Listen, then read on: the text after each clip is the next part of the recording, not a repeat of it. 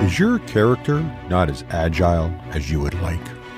Karluk looks at Euphemia and says, I really wish he would have missed, and then just falls over. Is DM's grace in short supply?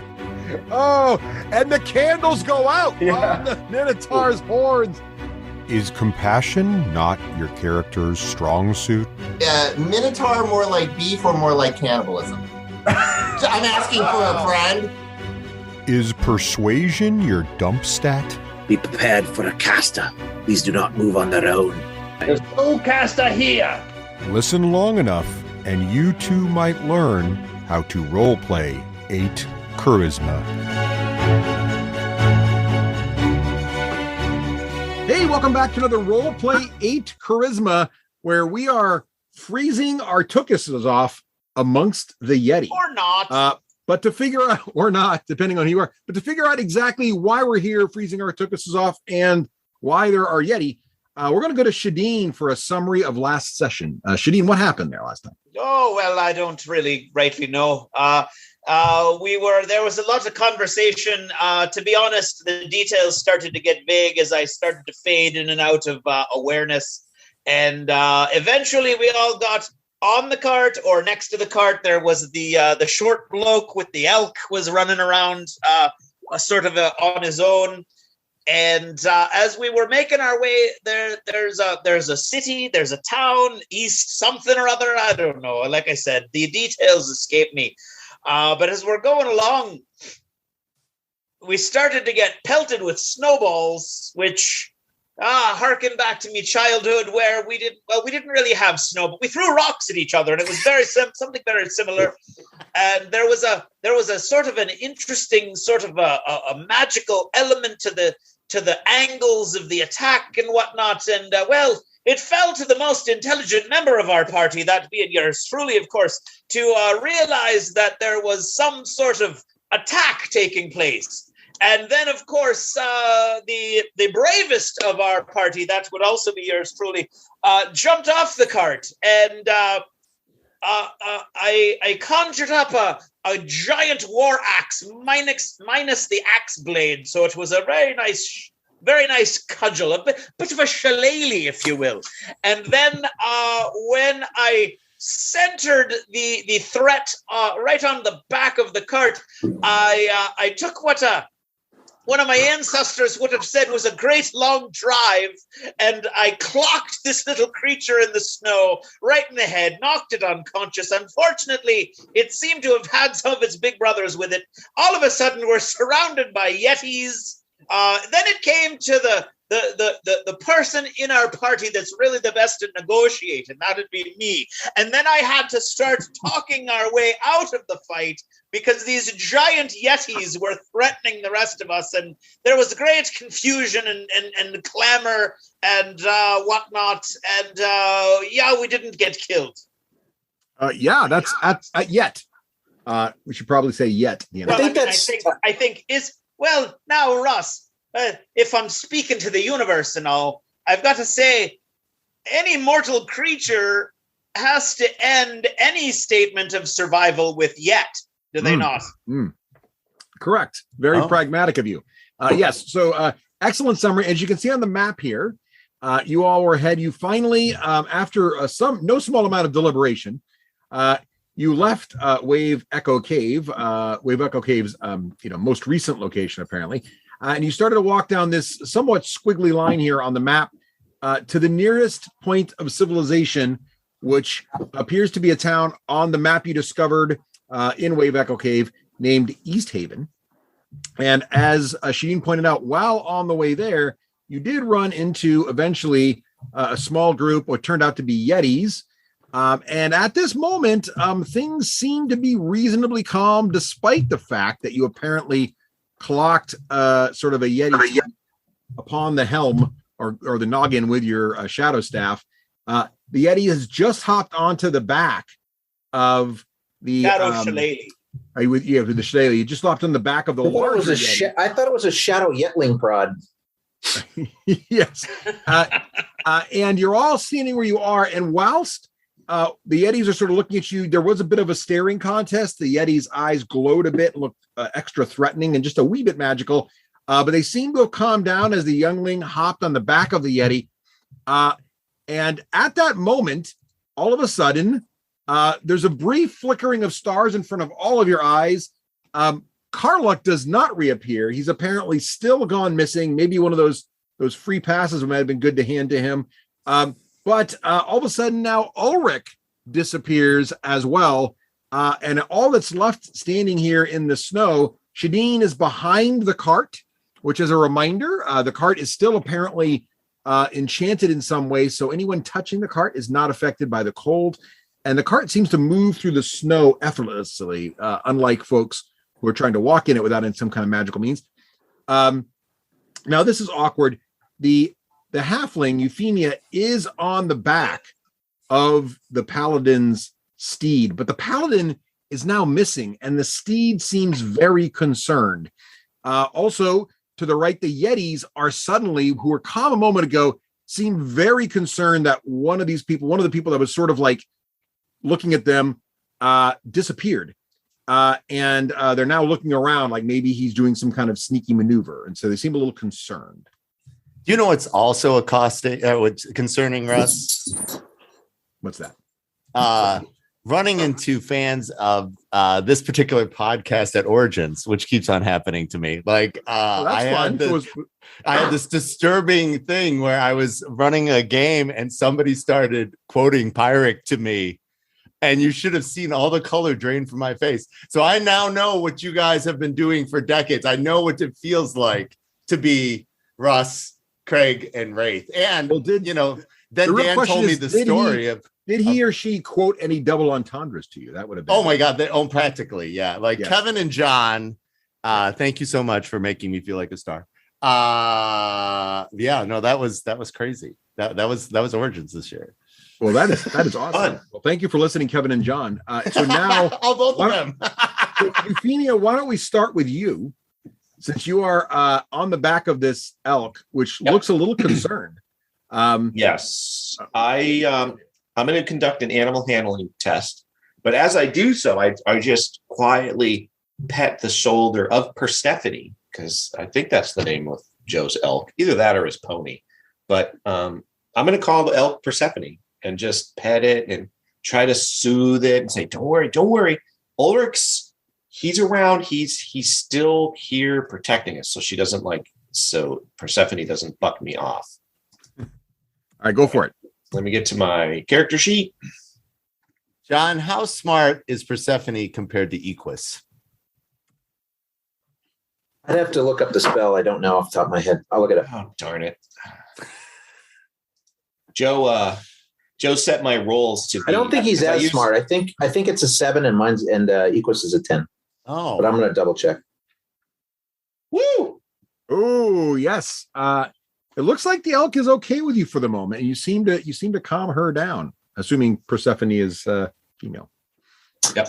Do I know from any of my lore of being a survival expert and nature expert if Yetis have high intelligence, low intelligence, compared to a Cyclops? Why don't you make a nature check there?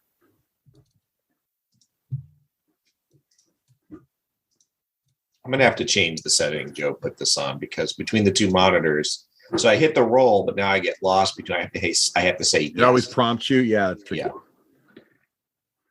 Oh. Was that a 4, Rafe? Well, 4 boosted. It's a 12 total.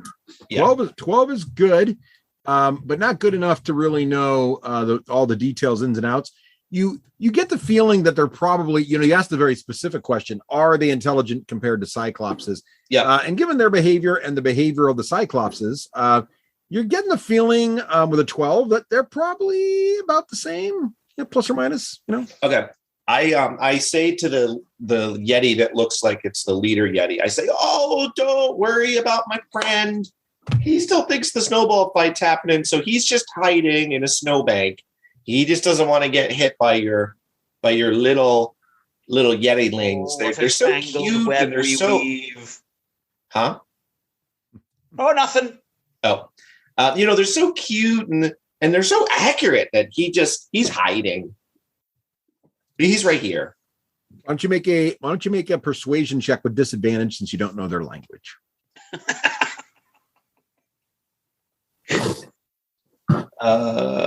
There it is. That can't go poorly. No. Hold on, switching screens. One of the things that was missed in the recap is there is a giant thunderous cloud above hovering.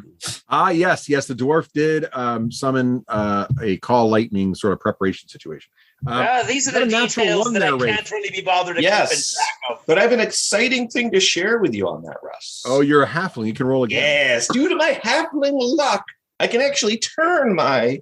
So I think. Can you do this? I feel like this could be an interesting. I don't know the exact technical way this is supposed to work, but I guess you got to take the natural one as your disadvantage, and then you get to re-roll it. So theoretically, their one could turn into something better than your other roll. So that's what I'm hoping for. I'm hoping it turns into like a 20. Go for it. Yeah. All right, hold on. Switching screens. Okay. Oh, that helps a lot. Look at that. 14. 14. What's your modifier? Is that it? It should be a 16. Yeah. Okay. 16 is pretty good. Yeah, the creature seems to be, I wouldn't say he's calm, but he's not getting any more aggressive. Good. And kind of staring at you and kind of turns his head to his side and kind of, and he kind of shakes his head in the direction that you were actually heading. Like kind of like you get the feeling he's kind of saying, move along, get out of my territory. Kind of. Yes, we'll be happy to do that. And I'll turn my elk and start going in that direction. Very Persephone. It's your elk now. That's great. Oh, that's super. Figure of speech. John, can you check that spell for me? Like, if the paladin's not within a certain range of it, is it still there? Or does it like disappear? So the duration on it is instantaneous. It stays there, but let me see about dead or anything like that. I'm just really curious. If this creature just stays forever, or is it going to time out? Is it like all good questions? Yeah. You to that effect, Euphemia is looking at the distance from, You can dismiss the steed, but hopefully I'll time it and ride it. So basically, if it goes to 0 hit points, it disappears, or if he dismisses it. All right, good. Yeah, so it's there. And if he wanted to bring it to wherever he is, it would disappear from here. But until he does that, right? He could call it to the same plane he's on. Right. So it lasts forever, John. Yeah. Well, that's the way Find Steed works. It lasts until he dismisses it. It's like Find Familiar. Yeah. Oh, cool. So it's here, but we don't know what he's doing in the other plane. I mean, theoretically, he could be summoning it. We'll just pretend that he's. Oh, we have some idea there, Russ. Yeah, we actually know some of what he's doing, which involves other things. Okay, so Euphemia, are you considering down the sort of the direction you guys were heading before the snowball incident? Come on, guys. Come on this way. All right, is everyone following? Shadeen, how are you going to do this here? Are we out of rounds? We're out of rounds, yeah, at the moment. All right. I'm going to, I was driving the wagon, if I remember correctly, because I remember making rolls. So I'm going to, I was actually going to have us start moving out anyway before the Yeti suggested it. So I'm going to start moving in the direction we were going. And I'm like, Shadeen, your ride's leaving. Shadeen brandishes. I think I turned the shillelagh into an axe. I think you might have been a little aggressive. Did I turn it back into a shillelagh?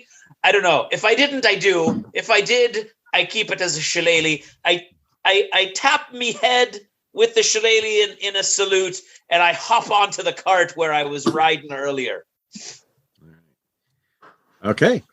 And you guys I'm pointing at the nearest Yeti and myself, and then the Yeti and then myself, and I'm saying, we're like creatures passing in the night. Or about 2 in the afternoon, but yes. The more people that blip, the easier travel. It's a metaphor.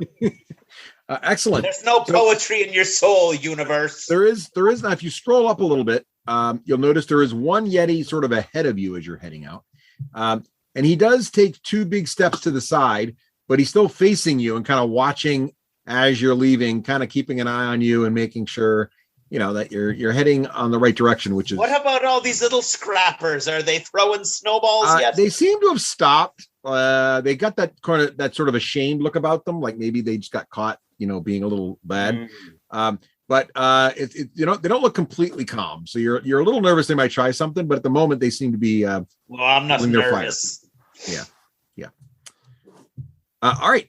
You're able to proceed through the rest of the Yeti area here, and you start to kind of you feel like to get behind you a little bit, and you can kind of accelerate a little bit, and you're kind of back to your normal travel speed. Now, those you may remember last time, I created a little thing for you guys here in Roll20 with sort of things we know about things learned about 10 towns, and I'll pop this up for you all so you can see it again. So this sheet kind of has some basic information. We have the pronunciation of one town you did figure out. I'm going to take us back to the sort of the world map here to kind of remind us all of where we are. We also have the travel times up here. So again, traveling by dog sled or any creature that's pretty good in the snow. So the elk or this particular cart, which is enchanted in some way to move through snow like it's not really there. You can do about a mile an hour. If you were on snowshoes or some other decent snow traveling sort of footwear, you could move at about a half a mile an hour. And if you're on foot in the snow with nothing helping you, you'd be a quarter mile an hour. So it really gets very slow if you don't have the right travel stuff. Fortunately for you guys, you do. And this was the path you sort of picked here from Wave Echo Cave. I believe John drew this path here, which takes you pretty much on a relatively straight line toward Easthaven. How close are you guys going to travel to Easthaven? Are you going to try to get a look of the town before you what's your plan on approach here as you kind of close in? We'd like to ride. I don't know how far it'll take before we can see it and get a visual look at it. All right. Elevation. But I don't know as we'll know. I don't know as we'll know we're there until we see either smoke coming from it or it itself. All right. So just going to go to see the most earliest signs of it. Right. Like a skyline or something. Yeah. So if you look at this, sorry, go ahead. I assume we're coming down towards them. Like Easthaven is in a lower altitude than us from up in. Yeah, that would be helpful if that's true. Yeah. So if you zoom in on this little where you drew the line, if you zoom in a bit, you'll see there's actually. Oh, we don't have that map up, Russ. Oh, I did. Sorry. Let me zoom in. Still in Yeti world. Let me take you back over to the map. So if you zoom in a little bit on this map where the red line is, you'll notice that there's a little bit of, you can see the terracing of the hills around the line there. Yeah, we're kind of going through a valley, but Seppi's right. I mean, Pirate's right. We're going down the hill. You are going down. So you're going to come in and you can see the terracing. I'm going to draw on the map. I'm going to ping. So you can actually see the terracing right here. It actually is coming down, these little lines.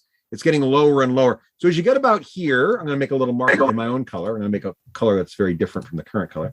We grab a pen here. So as you get to about, oops, I just changed the line.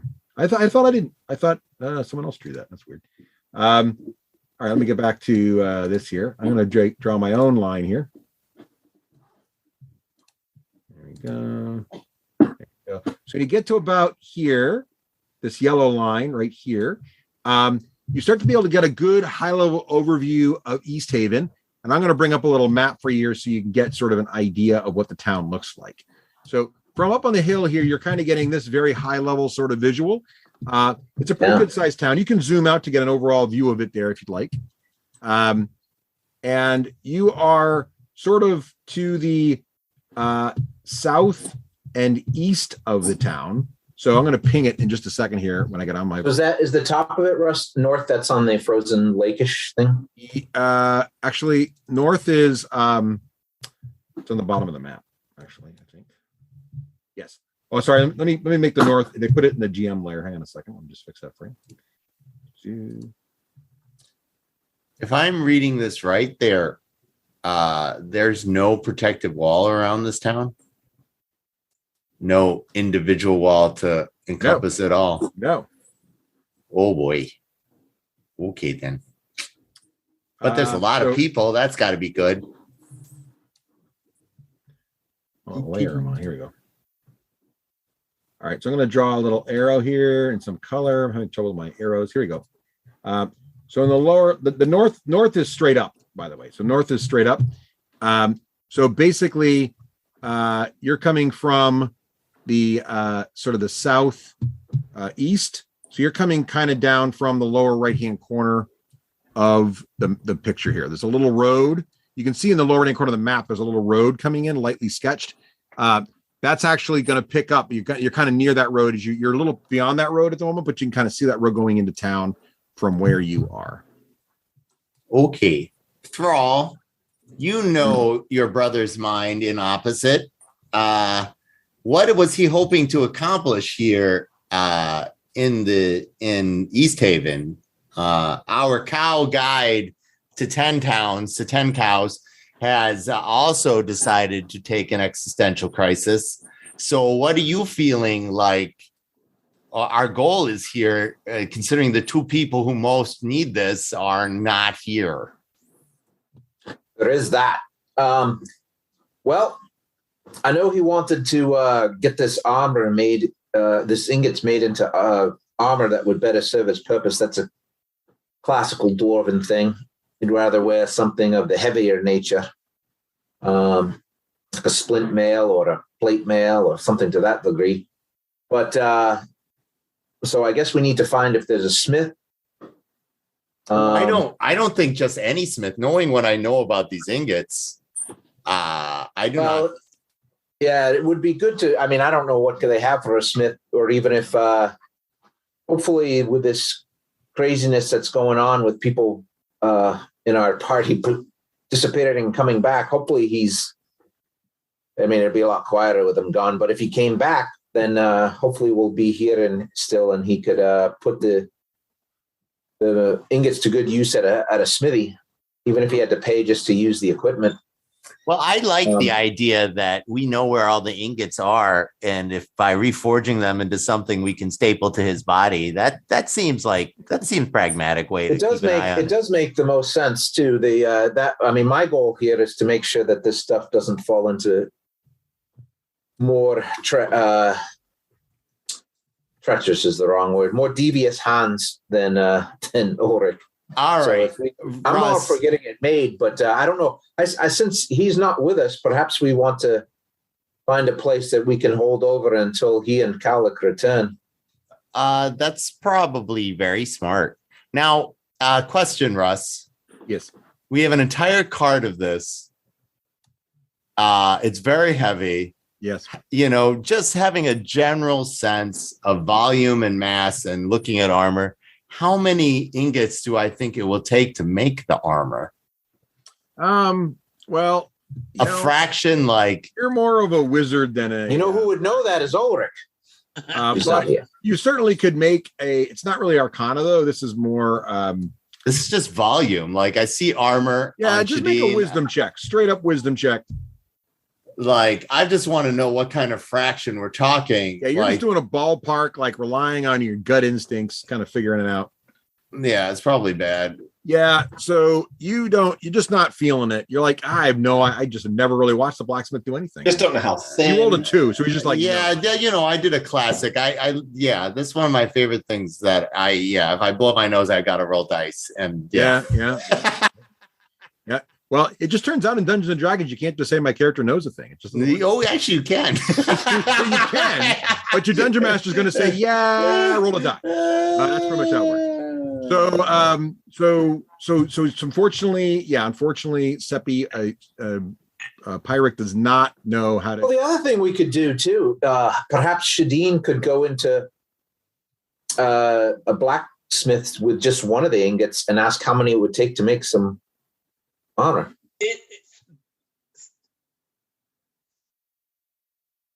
Did you not say something, or is your mic cutting out? I can't tell if you're pausing for a dramatics or what. I'm wondering, is Pyric in bringing the rest of us into this little inquiry of his, or is he just sort of staring wistfully at the ingots in silence, trying to assess what they might be, how much they might take? Because if he is including us all in this sort of investigation, maybe considering I've been wearing armor all my life, I may have some insight into how much you see me look very vexed. You see me look very vexed, and I'm looking at your tail as it swishes around, and I'm looking at the metal. And then you're obviously more emotionally attuned, and I just look up with a blank look on my face, and I go, Shadeen, yes, how many of these ingots would it take to cover your body in armor? Well, that's an interesting question. Ross, what do you want me to roll? I would do wisdom unless you have any kind of blacksmith abilities to give you. Well, I don't. Just a straight up wisdom roll? I'm in. I'll do my own. Yeah, I mean, anybody can guesstimate. I will assist whoever has the highest guesstimation. Like wisdom doesn't make any sense to me, but if that's what you want me it's to your roll, world then experience. that's what I'll roll. What's that? It's a world experience, right? Yeah, I got a nat 20. A nat 20. There you go. With a plus 4. We don't have to worry about it. Druid who, is wandering around in fur. Everybody likes it. I was born a dwarf, and I did start out at some point in life, but not very much. There you go. And I'm very in tune. Direct you to our fur-wearing dwarven friend. And I am clearly give us the information we desire. I'm very in tune with the earth too. That's my whole shtick. So that's yeah, sure. I to follow along with internal monologues that everybody loves. I watch the Pyrrhic stumble over the number and counting in the thing, and then I go, "Well, really, this is what it is." And then I wait for the DM to tell me. Well, it depends on the kind of armor you want to make, right? So if you're going for we want splint mail or plate mail. He doesn't need anything below that. Right. So if you're going for full plate, and if the blacksmith is good, and if these metals or whatever this is, magical stuff, it works like metal ingots of a similar size and scope, there's probably enough here because the cart is quite heavy for maybe as many as 5 suits. There's 63 ingots, I was told at one point when we counted them. So 63 ingots. So it takes about 12 ingots to make a suit of plate mail. That's what your guesstimate is at the moment. Yes. All right. Well, that's good to know. So we have quite an excess that we're going to be holding on to here, unless we want to get more than one. But I think we unfortunately have to wait till Ulrich before we start this project, because I'd prefer as much as I wouldn't say this in front of him, but since he's not here and hopefully not scrying me from somewhere far away, well, he actually knows a thing or two about blacksmithing. It runs through our whole clan. I might have known something about it if I wasn't kicked out at such a young age. Well, I'm sure after we decide it's safe, Shadeen and Cowlick can also be walking receptacles of very valuable metal plate mail. Mm-hmm. That's true. Yeah, we could put it right on. Once we could have Ulrich craft it up, and if he doesn't, become stale or something like that, unhealthy way. Yeah. If he doesn't have shrinkage of certain things, we'll be good. Yeah, and he's got an elk, and then now we have 2 horses. And we could just be a walking beacon of magic instability or whatever. When you're there, and by the way, why is it you're constantly trying to to put all of this badness into the universe? You're constantly talking this into existence, Pyrrhic. It's like you don't know that there's an evil DM out there. It's the opposite of manifesting. And you're just like, here's an idea. He's manifesting horrible things. How about you speak something positive into existence? What would instead of daily affirmations, Pyrrhic, what do you do before you go to bed? I'm a horrible person and the universe will be punishing me directly.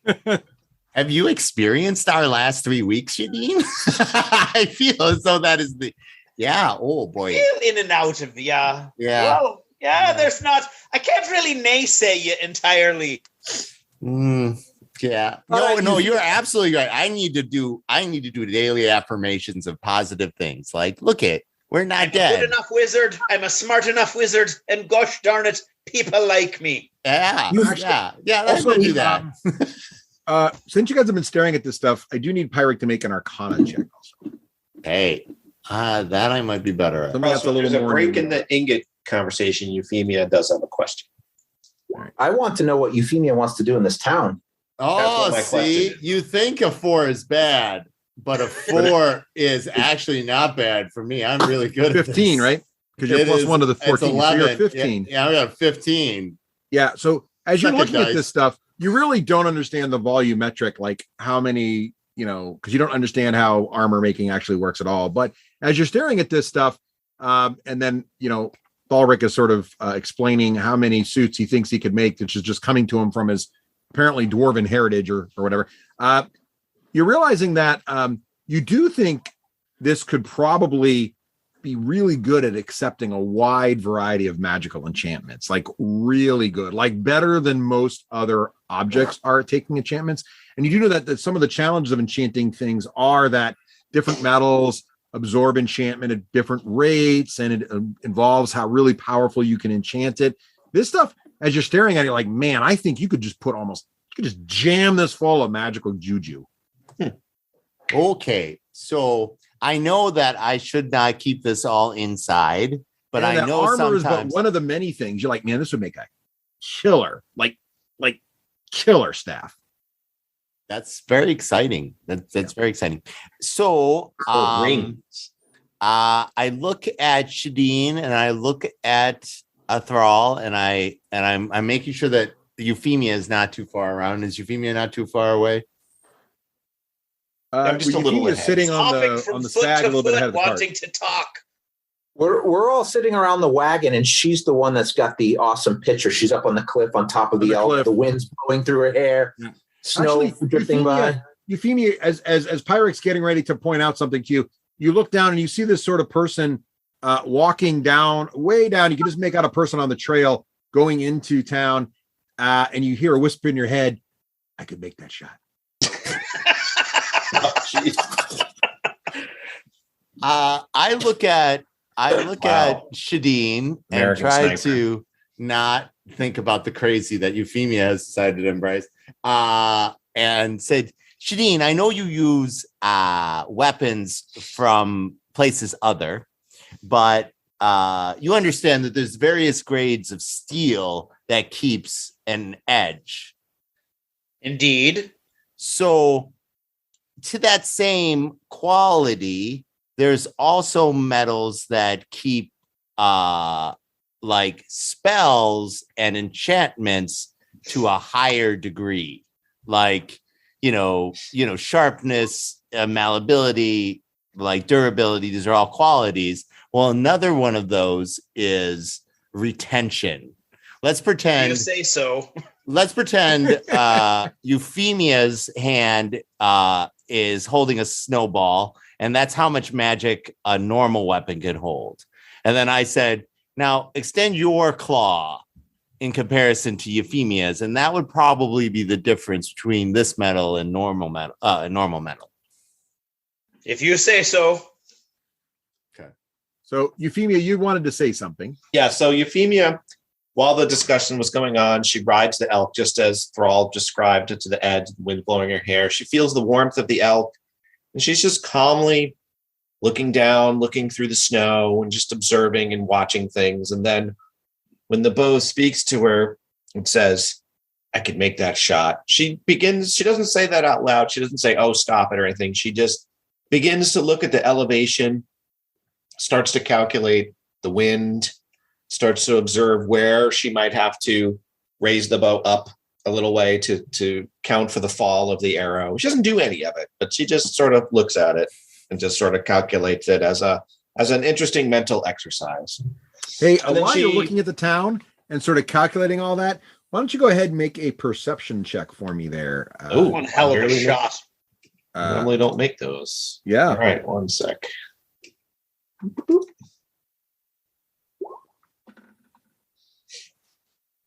I think it's that's 6. That's fine. Okay, good. There you go. All right. All right. It is a 3 natural. Well so done. Not much was perceived. All right, Russ. Is there any obvious? Euphemia has more. Oh, sorry, my bad. Euphemia is going to look over her left shoulder and ask Pyrrhic and Thrallric. I've lost track of what the Black Spider's motives would be, and I'm a little bit concerned about riding this cart full of magical ingots into the middle of a town And Pirate, can you remind me of what the black spider's after so we don't walk into a trap? Oh, the black spider is at war with all of creation. So it's not like that's over with, right? Pirate? Oh, no. Okay. All right. Yeah, no. So this is a step. Like the black spider needs this to construct something that requires a lot of stored magic. That's what Euphemia. I was thinking. Okay. So they have. This is the last cart. John, do we know if this is the last cart they were going to rip out of the mountain? We can surmise it's the last cart because there wasn't anything left there. Okay. But basically what Equus had said was that there were multiple loads that had gone already. I have 11 written down. I don't have 11, but I will take your word on that. I just have multiple loads written down. So Euphemia suggests that we should hide the cart and protect it if possible. Or at least I agree with that. Do we have any types of tarp or anything to put over it at the moment? Well, actually, you guys had more warm clothing than you could use. Yeah. So you do have a bit of that lying about. All right. So I'm gonna take a moment to blankets and stuff. I'm gonna take a moment to try to cover up the metal as much as I can with that stuff. So the question I pose to the three wiser minds than I is, do we try to cover it and keep it within our sight and bring it through the town and see what the town has to offer? Or do we try to bury it? I'd rather not leave it out of our reach, personally. Then I suggest we just go into the town and maybe we can find clues as to where. I'm sure I can't imagine. Again, I'm not one for civilization and towns, but just from knowing what I know of dwarven civilization, I can't imagine they don't have, travelers going in and out. You just saw that one person down there. Like if you had a really good bow or I bet you could even sniper that guy that just walked in there. But anyway, we saw somebody just travel in there.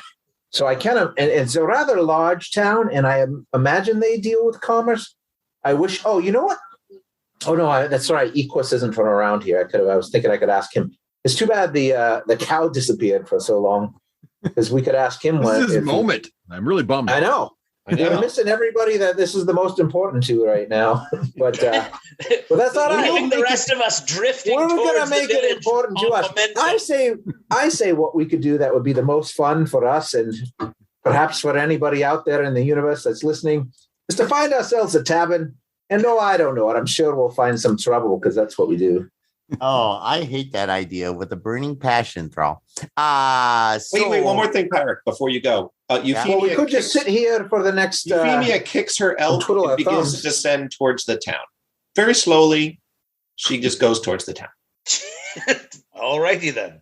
Hey, I got an idea as you descend down the town. Why don't you scout it out and find a place that we can go to on the fringes that actually has like a stable or a place to park such a cart, and then we'll come in once you found one. How's that? So here's something that you should think about, and then you'll dismiss because it's smart.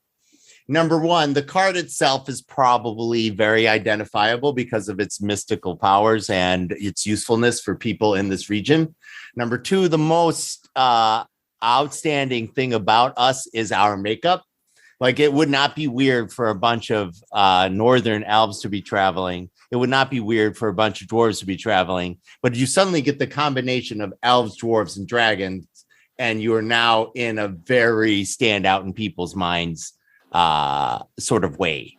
So the card itself stands out. We stand out. I get the feeling you lived alone for a very long time in a temple. I did. And there's this is what I read about. This is a city. People come and go, or a town. It's a rather large town from what I'm looking at. I think you're making more a bigger deal. No, Cowlick did not make this sound like it is a thing. Like, are you from the Nord? I'm not from the Nord at all. Let me explain to you about Nordish people. And then I go on like a really long diatribe about clannishism and other kinds of stuff that gets really boring and nobody wants to listen to. And that's right. When he's about 2 to 3 minutes in, I start heading down the hill with Euphemia now. Are you just After mushing the cart on? halfling. All right. So Pyric is diatribing on how people from the north keep to themselves and don't welcome strangers. And the cart is just sort of moving on down the hill. I don't trust myself. And Euphemia broke her promise to me about holding my hand in civilization. So I'm going to get off the cart and start walking away. We're not in the town yet. Yeah, I'm not going to town. I do not trust myself in the town, especially with potential black spider folks. And so I'm just going to start wandering off in the direction that I think the Northern Temple is. So if I could summarize my own situation for a moment, I'm sitting in the cargo part of the cart. Yes. I'm the only person left on the cart. No. I'm on the cart. I'm driving the cart. Oh, you're driving the cart. Oh, right. I didn't get off the cart. I started driving the cart. I'm sorry, Thalric is driving. Euphemia is ahead. Well, that's at least that's. And then Pyric is hopping off the cart and walking off into the sunset. That's pretty much it. Yeah. Is I think what's happening there. So Pyric, where are you planning on going? I'm just gonna stay away from people. And everybody is very prejudiced against towns. No, not really. I'm prejudiced against rampant engagement of people just out of callousness, and I do not want to be any part of that. So do you not trust yourself? I have no idea what you're talking about. I do not trust myself. That's literally the. You think you're just going to start glowing and then explode in the middle of the village? Oh. I've already gone off the rails and burned a castle down to the ground. It is completely within a realm of possibility with me burning this down to the ground. If people have not been paying attention, and I'm the only person. That was before I joined y'all. So yeah. So first of all, it was a manor, a dilapidated manor, right. But it was very close to a castle. All right. So Pyric hops out of the cart. Does anybody react to Pirate hopping out of the cart and starting to walk off? I was going to wait for she's just letting them go on. And then in my mind, she goes how far and where I am until the edge of the town so I can give you the right distance. Well, the town, you were pretty high up. So you have this view of the entire town. I'm imagining it's probably still a half a mile away. Oh, okay. I was imagining maybe 3 miles away. All right. So in about 50 elk steps, I'll turn around to just make sure they're still following me. And then I see Pyric going off in a different direction. So Euphemia will turn the elk around and get it into a little trot. Did Pyric say anything when you hopped off the cart, or was that internal monologue? Oh, I didn't say anything. I'm like, when I was being ignored, I'm like, okay, no one notices. I'm gone. And I just pop off the cart. Oh, Pyric, you feel you were being ignored? Oh no, I'm not. I doesn't feel I was being ignored. I was actually being ignored. Well, weren't you just expressing an opinion, and other people have different opinions? Yeah, absolutely. And they're expressing. That doesn't mean you were ignored. Oh no, they're expressing their opinion by physically moving me to a location I didn't want to go. Oh, I see. Gotcha. Ah. Okay. Well, we didn't get to the edge of the town yet, but we can hold hands now if you're concerned. Oh no, it's okay. That would be this far. You go away. Do your thing. You go. No, I'm very worried about the townsfolk, and I'm worried about Ulrich and Cowlick. Yeah. Well, where will you be? I'm very interested in see what would happen, where they would appear, if they would appear. I thought we were over this, but we've come for a full circuit again. What's your plan, Pyric? Well, we didn't have one, and your plan was let's just go into town. Well, that was just Euphemia. All right, what's your plan? I'm asking you. You're the book smart one. What's your plan? Oh, I'm not the city smart one. But if I had a choice, I would send the people who are capable of talking to people who are persuasive into town and find out with a goal what we want to have happen. You know where those two people are? Well, Shadeen is incredibly good with people. Like they don't even need to know Shadeen's language. I feel Shadeen's charisma, and I can't even see Shadeen right now. Shadeen is phenomenal with people. I'm a great people person. Like a gladiator of renown. People dragon. Yeah, like somebody important. Why don't we send, I was going to have Euphemia do it, but why don't Euphemia and Shadeen go into the town and see if they can find a place that will be suitable? It was bound to happen sooner or later, and you need to be saved. All right, little lady, let's get a move on. You want to ride on the back of the elk? I do not need to ride on the back of the elk. No. Okay. All right. So Pyric and Thrall, where will you be so we can find you again? I'm going to be sitting on this wagon next to Pyric. I don't think finding this wagon's going to be one of our problems. Well, we would like that to be a real problem because we wouldn't want people to follow us. Right? Well, we couldn't cover up the tracks on the wheels very well. I mean, I could spend some time covering up what's near to us while hanging out here. You had with magic before you summoned the boom boom cloud, right? Well, yeah, we've been using that, but that only covers up our tracks, not the wagon, according to the universe. Oh, that's not what I understood. Either of you could give us that would lead us back to the wagon. Is that not what you said last session, Russ? I did say that. Yes, it does not, because it only obscures creatures you choose in the wagon. And I was hand covering up some of the tracks. Yes. Okay, then I misunderstood. So that's really good to know. So we led them through violent Yeti territory. And so we trained them into the Yetis, which I think is fair. But they know wherever we're going to go with this cart. So I say, Thrall, you have any suggestions about places where we won't lose people or whatever, and we can figure out a good way to disguise this cart in particular before it goes in? Well, the best we can do is cover up the material in it and hope we blend in. But we'll get a report back from the halfling and the dragonborn, and they'll tell us what the city's like. We'll just have to hold tight until they tell us. Yeah, like Euphemia is the least descriptive of all of us and least seen. So Shadeen traveling in with Euphemia is the least conspicuous of the groups. I can't tell if you're saying that seriously or you're saying that mockingly. Well, I'm a world-renowned gladiator. I've been all over the world. We're a very small port of it, but I'm just saying. All right. Perhaps it's an arena here, Shadow Child. Go find out. Oh, there may even be the Shadow Child may come out of retirement. Yes. Do we need anything? Also, other than renown. Also, Thrall, you could transform into something people wouldn't recognize, and I'll just read and sit on this cart when you park it someplace. No, that's fine. I'm good here. Are you sure? You seemed very concerned about it. And then you can lead everybody back because then you know where it is. Nope, I'm not. Oddly, I'm less concerned about. I feel like the wild is a more dangerous place than these little stone buildings that you're scared of. But I now understand that you're scared of what you'll do to the buildings, and that's different than what I thought. Well, so last time Auntie's house caught on fire, and it was inadvertently our fault. Not really.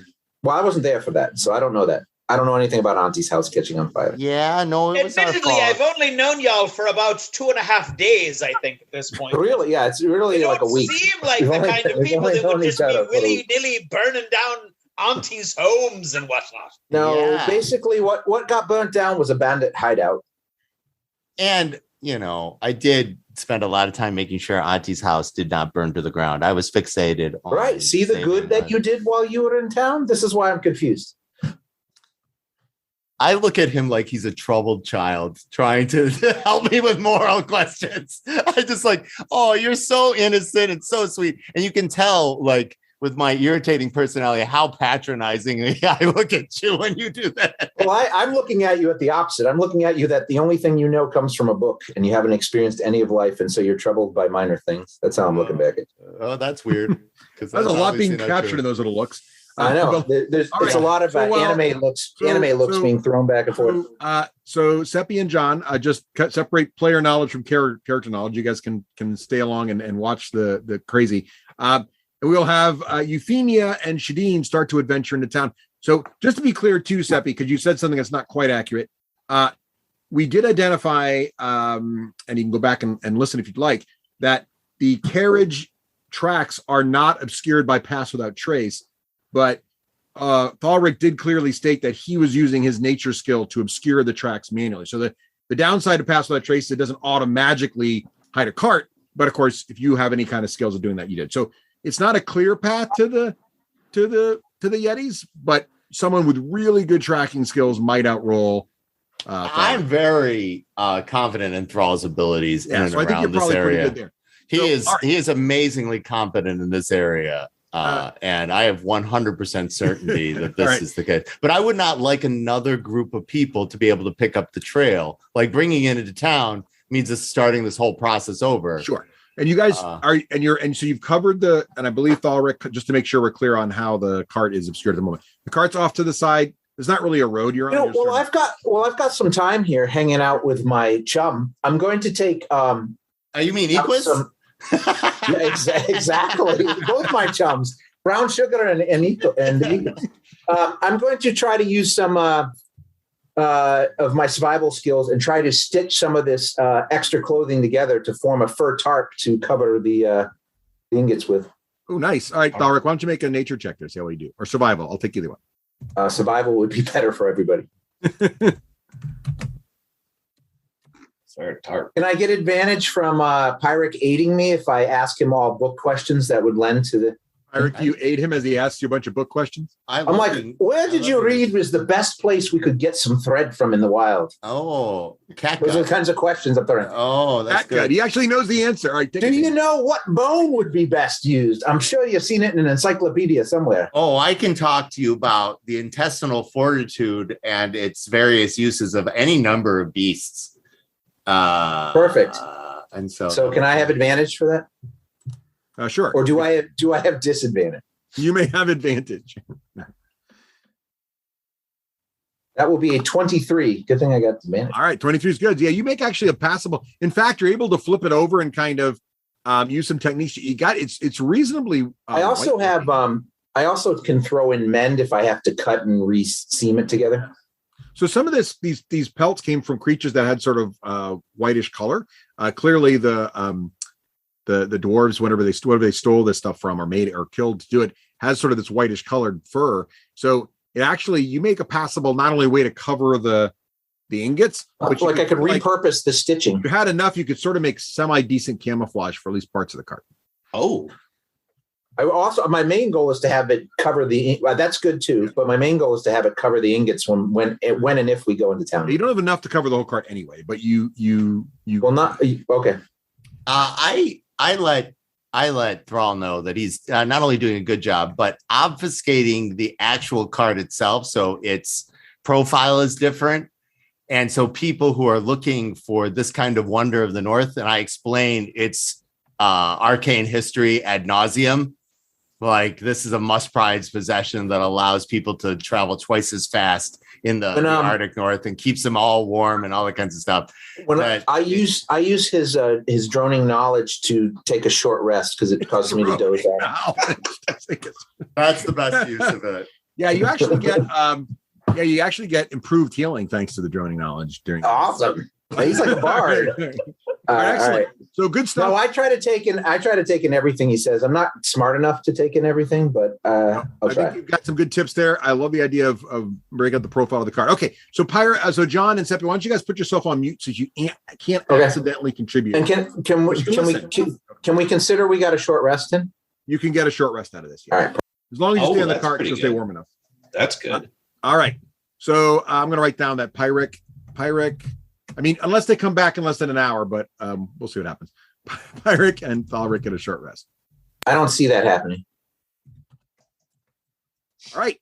So Euphemia and Shadeen, you are off to town on the back of a elk. I am not on an elk. Thank you very much. Oh, you're on foot, right? Excellent. I'm on claw. So it's mid-afternoon now as you start to head into Easthaven, this small but substantial town here. And you're coming in on this road. I'm pinging the map right here. Are there any, are you just walking side by side? Are there any sort of precautions you're taking, or any kind of, what's your sort of attitude going into this town? What kind of, how are you projecting yourself? I am sauntering, mind you, beside the elk. Yep. We're going in like we belong there.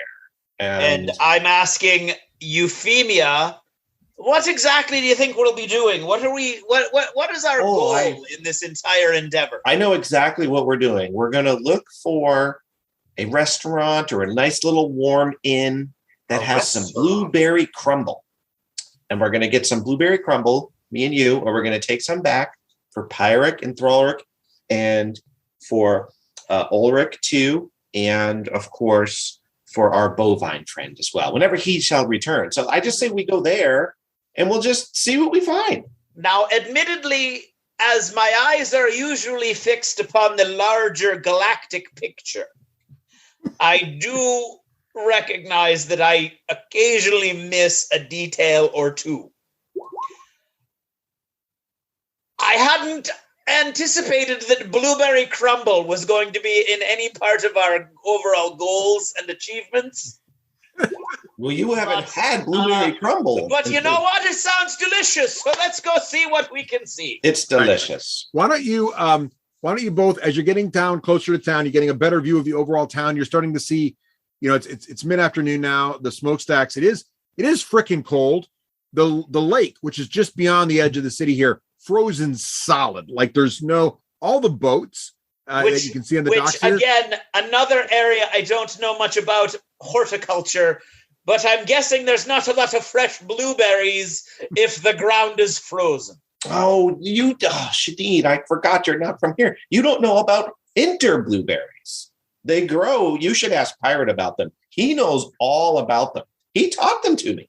He taught me how to find them.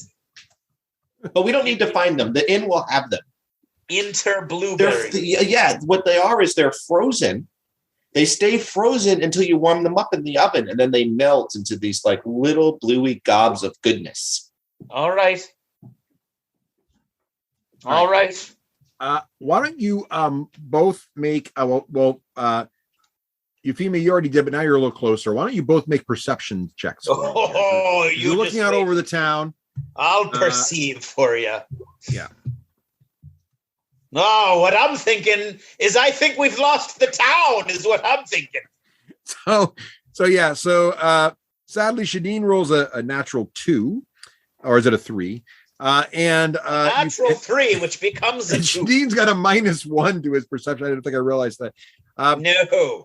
Why do you think I get angry every time the universe tells me to make a perception you didn't roll too bad. From this distance, you can start to make out most of these buildings are very, very small. But there are a couple that are kind of have markings from this distance. You kind of tell with the smoke that might be, inns or taverns, or maybe even a town hall. So why don't you go ahead, and you got a good enough roll to pick out one of these kind of buildings in town. Why don't you roll a D6 for me? And that'll help me figure out which one of these buildings you sort of spotted. Perfect. You got a 3 right in the middle. So you actually spot this building. I'm going to ping right here, and you think that's far away. Let me get a little thing here. You're kind of feeling like it might be based on the shape of it. It might be the town hall. So we're going to go ahead and mark that on the map for you. Okay. So now we've marked the town hall for you there on the map. So that's one place you can definitely tell might be sort of interesting. And I'm going to go ahead and give I'm going to grab, just to make things fun here, I'm going to grab your icons and throw them on the map so you guys can decide where you're going to go, and you can move yourselves around a little bit here. Do you think they'll have any interdimensional blueberries at the town hall? Oh, no, I don't know about interdimensional blueberries. These are hinterberries. Interberries. Hinter. Like there's something inside the berry? No. It's or is there a dimension within the berry? No. Pirate will I've had my eyes opened dimension-wise. So, Mr. DM, looking towards the town hall, where might there be a? Oh gosh, that's a little dinky icon. Where might there? It is a whole city. You're actually too big for scale. There, you're probably a little smaller than that. There, I figure that's a good amount to move. Where might there be in like maybe this area, this general area? Any inns? And I'm looking for here good now? Inns. Give me another perception check there as you're trying to focus in on an area of the town there. And actually, as you're getting closer, there still aren't a lot of people around here, but you do see one small lad near the edge of town. Ooh, nat 20. Nice. Was that Euphemia? Euphemia, nat 20, yes. Yes. All right, excellent. I'm fairly certain first of all, this is a town. Euphemia, you get a card. You already have one, so you can either decide to keep this card, or keep your current card or take this one. This one gives you plus D12 to a saving throw. So check your current one and decide. Plus D12 to a saving throw. Nope, my current card is succeed on a saving throw. So that seems better. All right. So the good news is with the nat 20, you're actually able to spy a couple other buildings. It doesn't look like there's a lot of action. Like, again, most of these buildings are kind of small, but there's a couple of them that kind of stand out. One is on this side of town with the nat 20. You're looking over here anyway. So one is right over here, and it looks like an inn. So I'm going to mark a little arrow for you there. So it looks like there's possibly an inn over there. If you scroll up on your screen, John, you'll see it for the viewers in the upper right-hand corner near the water. Upper right-hand corner near the water. There it is. So that looks like an inn. And actually, as you're scanning, because you rolled a nat 20, you decided to scan the other side too. And you also saw on the other side, let me just fix that. I got rid of my, how did I do that? I must have.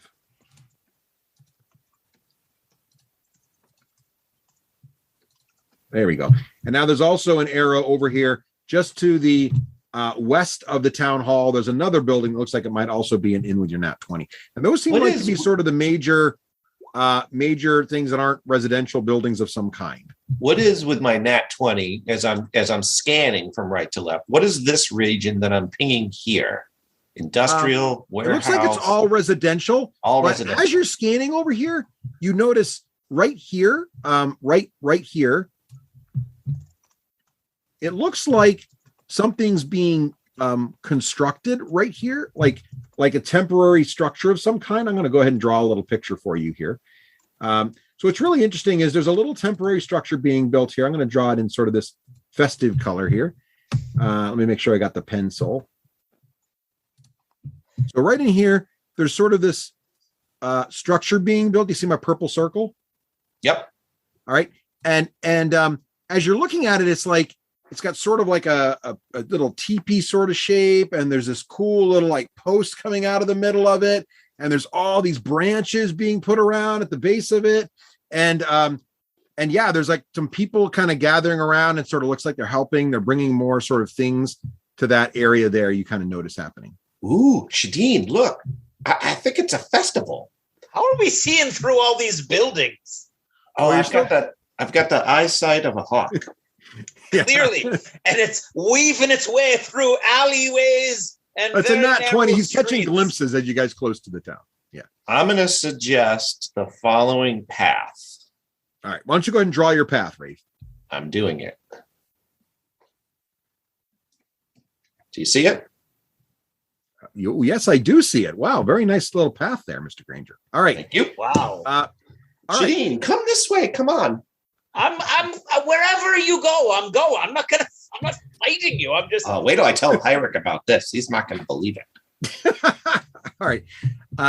Okay, so Euphemia, you start heading down the path there, and I'm gonna move to where you get, and I'm just gonna leave. I'm gonna bring Shadeen along for the ride here. Shadeen, you're also coming along. You just do that. You just I don't seem to have any control there. As you get to here about to this first area, there's like a little well, it looks like there might have been a fountain here once, but it's totally frozen over. Like the whole place is just completely frozen. And you notice a few people milling about here and there, all really heavy winter gear on, heavy seal skins and cloaks and a lot of fur. And one smaller boy actually walking by, and he says, hi, you're kind of short. And he says that to Euphemia. I'm almost as tall as you. And I'm only up to my dad's chest. Yes, you are. What do you think of my elk? That's quite an elk you got there. Are you going to eat him tonight? Going to where? Eat him? No. Eat him? This is eat who? This is Persephone. We don't eat Persephone. You name your food. Yeah, well, this isn't my food. Speaking of food, what do you know about that inn up yonder? And I point to the one on the right. Oh, that's the wet trout. That's a really good one. Ooh, that sounds that one slimy. And the White Lady are the two places. The Wet Trout's more of a tavern, and the White Lady is more of an inn. Oh, that's fantastic. What are they building over there with the sticks and the Oh, are you here for the burning? I bet you're here for the burning. Oh, yeah. You want to watch? It's a big celebration. Everybody's going to come down and we're going to burn that guy. Which guy? Yeah. The Red Wizard. I look sidelong and a little bit sickeningly at Shadeen, and also suddenly are concerned. Okay. Well, I think we're gonna head over to the White Lady now. I think unless Shadeen, you have some questions for this young man. Are there any blacksmiths hereabout? Young man? Well, there's one gentleman in town, old Henry. He'll fix some stuff for you. You've got a town this size and you've only got an old Henry? Well, we don't get as many folks here since it's been so cold for so long. Summer never comes anymore, and so a lot of people have left. Did summer used to come? It did. We used to get warmer in the summer and colder in the winter. I mean, there's always a little snow, but you get some warmth. But do you think by burning this Red hasn't Wizard, run you're for going an to be age? I can't even remember the last time the ferry crossed the lake. Oh. Ask that again, Shadeen. I think he was still telling us about the Are ferry. you thinking you're going to be bringing the summer back by burning this jet in the red? Oh, no. Actually, no, you're confused. We do have sacrifices to bring summer back, but this guy just hurt some people in the town, so he needs to be burned. Who did he hurt? Well, there was you have to ask the captain. I don't know all the details. So you should go to the burning tonight and ask the captain. She'll tell you all about it. Is this Red Captain Arlogoff? She'll be able to tell you all about it. Is this person from your town that you're burning? Oh no, he's an outsider. We don't take to Red Wizard types here. No. Yeah, I don't blame you. What kind of magic did he do? Well, those Red Wizards, they're always doing things that are not right. So that was, I'm not really surprised we had to burn him, honestly. But some people thought, he just people died under his watch. You should ask the captain. He'll know more, or she'll know more. Sorry. Okay. What time is this burning? Sounds thrilling. Well, usually we haven't had a burning in a while, but usually you like to let the sun go down so you get a nice, good fire going. So probably, after dusk, probably around 7-ish. Okay. That's good to know. What's your name, young man? My name is Tyler. Tyler. So nice to have met you, Tyler. Well, Tyler of Eastville. We'll just be moving along now. Easthaven, good sir. Eastwich. Are you a gladiator? Tyler of Eastwich. He asked you a question. I don't think anyone's asking. Am I a gladiator? Yes, I am. How could you tell? I'm not really dressed like a gladiator at the moment. What's that now? You seem to have that manner about you. I do have that manner about me. Thank you very much, Tyler, for noticing. Do you have gladiator combats here in Eastonville? No, we used to get more travelers, and once in a while, people who could fight would come through, but not since it's gotten this cold. That's a shame. We've been doing the sacrifices now for a while, but not much luck. What do you normally sacrifice? Well, in some of the tens, they give up fruit. In other parts of the tens, maybe they give up some protein, some parts of the hunt. But here in Easthaven, we randomly select one citizen and they get stripped naked and tied to a post. Oh, sorry. It's not it's disturbing to hear you talking like that while you're giggling, Tyler. Oh, it is a little silly, but at the same time, people assure me it's going to work out. So this is what we do. You don't by chance pick those people by lottery. Anyway, let's go. Let's go, Shadeen. Let's go check the town out further. I don't let Tyler know where we're going. But now we're going to go to the Lady Inn. Okay, so the White Lady Inn is on the other side of town. So let me skip that thing. Yep. And I'm just looking around, trying to see anything that. I'm trying to see how this town can be alive. If they're so sedentary and dormant that they don't need an active blacksmith's street. You've got hundreds They have of Old buildings. Hundreds of buildings. What are they doing to feed themselves?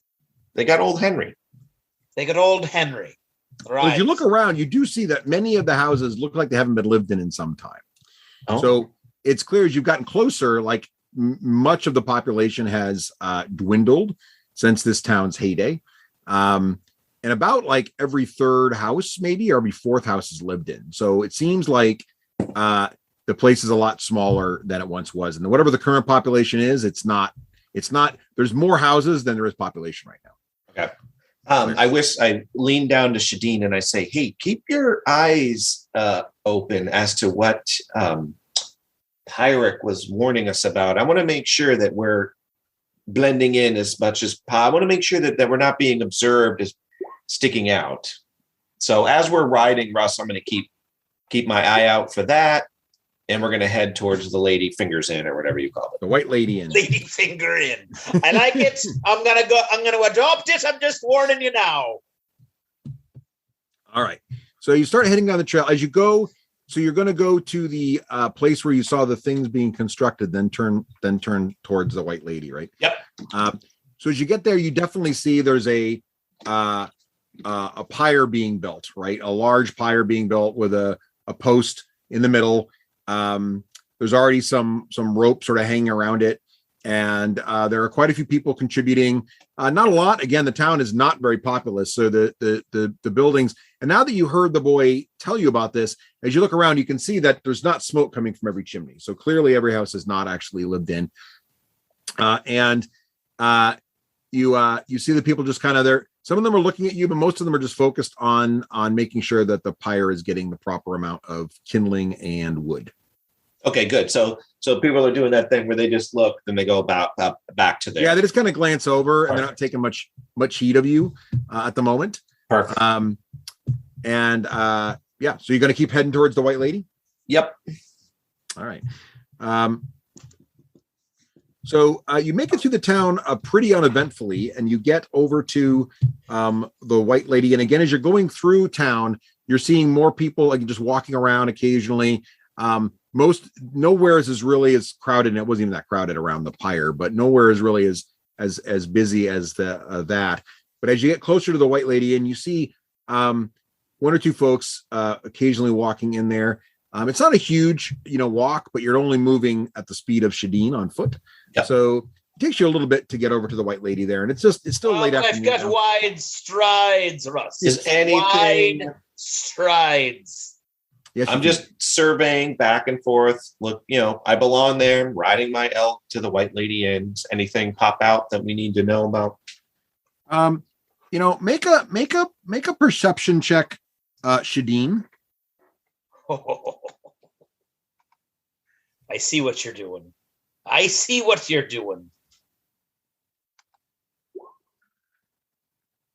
Ha-ha! Oh, nice. That. Shadeen, what's on your inventory sheet? What's on me inventory sheet? Yeah, I'm going to take a look at your inventory sheet here real quick. I'm just going to go pop in here real quick. Oh, that seems violating. We're going to see... what do you got in here? I'm just looking at some things. Are you going to be picking me pocket? Yeah. So, go ahead and roll me a D10, please, sir. I feel violated.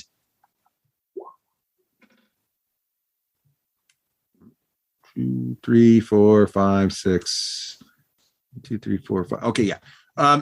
You notice that you're just used to your current kit where everything always is. Everything has a place, especially as a gladiator. You want to make sure you look good, even though you're carrying some things that are very utilitarian and not super flashy. You always want to make sure they're there. And just sort of as you're getting, you're kind of feeling a little, you're fine. You're not cold at all, but you're just sort of like putting your hand down to your belt and you realize your tinderbox, where you always have your tinderbox, it's just gone. It's just your tinderbox is just missing. And as you think this, you look over and you see a man in furs that just walked by you, heading a little faster than you are towards the white lady inn, like hustling away. Really? I conjure up my shadow shillelagh, and I point directly at him, and I yell, "Thief!" All right, so Shadeen, so you yell thief. Society cannot exist if the rules aren't followed, universe. You taught me that. So you yell thief, and the guy is like right on the steps of the White Lady Inn. Just so you guys are coming around the corner here. So you guys are coming right around the corner of the White Lady Inn. And he's just almost to the door, and you yell thief. And at the door, there's a lady standing there, and she was just getting ready to go in herself. And she looks and she says, "Did you steal from that man? Did you pick his pocket?" And he says, "Yes'm." And she says, "Nice one." Gives him a high five. "Oh, you should store him better than that, sir. You know, picking pockets is legal in this town. Watch your gear." That's good for me to know. What did he take? Oh, good Shadeen. Was it worth of anything to make a fuss over? And I kind of wink at him as if to say, the violation of me own property is enough to make a fuss over. I'm storming over to him, and I'm going to intimidate him and threaten to reach into his mouth, pull his tongue out through his chattering teeth, and then make a little pouch out of his tongue to keep my tinderbox in from now on. All right, make an intimidation check with advantage. That was some good role playing. I say to the White Lady too. I say, I don't know. I think he might have picked the wrong rube. That's a 23. That's pretty good. I'll take the 23. His face just goes pale white as you threaten him, and he's like, "Fine, fine." And he gives you back your tinderbox. He goes, "Geez, I was just practicing." And he walks inside.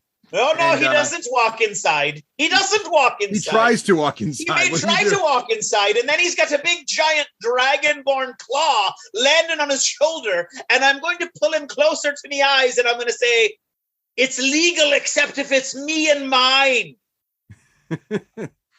And he's like, okay, sir.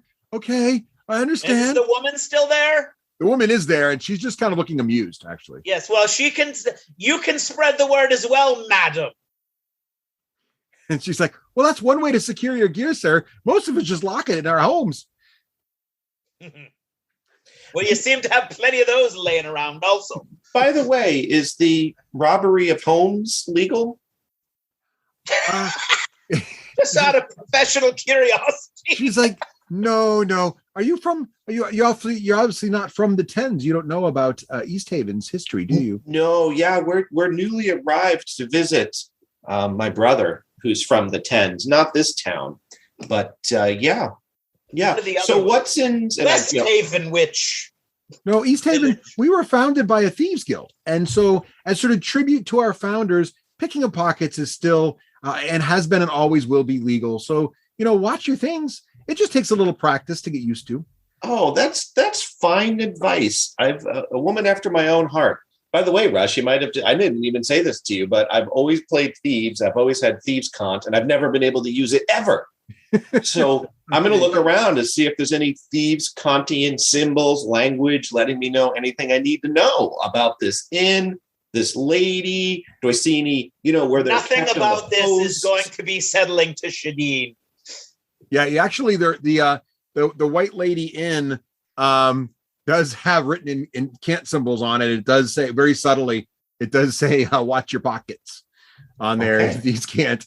And actually, now that you look around, you're kind of noticing that there's cant throughout the town. Most of it's just graffiti though, and kind of jokes because everybody speaks it, so it's not really a secret language. Yeah, good point. But yeah, it seems very, very, very common around town. Actually, now that you suddenly realize that, you're looking around like, oh my god, everything is shaped. People are leaving cant symbols all over the place. Shadeen, I suggest you put on your persons anything that's of special import. Really tuck it away because we're in a different type of place. Let's go in. Come on, blueberry crumble. I try to get Shadeen distracted by the thought of food. Is there a place where I could stable my elk? Stable my. Well, it's early evening now, and Okay. Would you rush it? Blueberry crumble. Exactly. All right, nice. All right, so yeah, you're going. There's not really there's not really a horse stable there. Well, let me bring up the map. Hang on a second.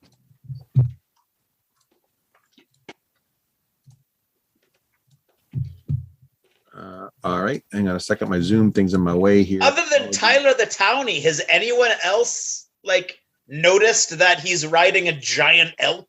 She. Well, people were just kind of taking note, but not really engaging directly. No, they were waiting to pick me pockets. I get it. No, yeah, pretty much. All right, let me bring you guys up to the entrance here. There isn't really. Let me just share you what the thing looks like. It's just starting to come dusk. The map here is a little darker than what it is. It's a little lighter out right now, but it's what I set up. So we are. But you guys are right here at the entrance. I'm going to drag your tokens on here so you can see what's going on. And I'm going to move the map over here. Let's get Euphemia's token out here. Boom. Whoops. And we'll get Shadeen's token out here. I'm still only seeing the map of the city. Yeah, I got to move you over. Hang on a second. Listen, take out the blueberries there, buddy, and wait. Give them a moment. All right. So Shadeen's walking in. We're gonna flip the map here so you guys can see what's going on. And you'll be able to see the full map just so you can get a quick layout. I'm not going to do the whole line of sight thing for you. Just bring the player thing over. Here we go. All right. Uh-oh. This way, our people watching it along that don't have characters on the map can also see it. So, all right. So you guys are coming in this south door here, and there isn't really a place to stable an elk or anything. Although you could just leave them out front, or tie them to maybe this post over here that I'm pinging if you want to. Yep.